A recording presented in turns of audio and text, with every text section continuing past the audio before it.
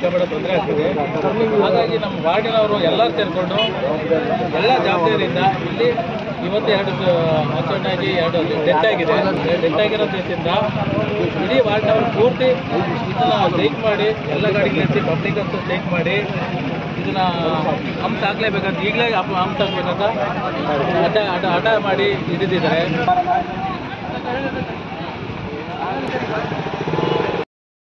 Accident ಆಗಿ spot ಆಗಿರೋ ಒಬ್ಬರು ಈಗ 1-2 ಜನ ಏಟ್ ಆಗಿದೆ, ಸ್ಪಾಟ್ ಆಗಿದ್ದಾರೆ ಕಾರ್ ಕರೆಕ್ಟ್ ಆಗಿ.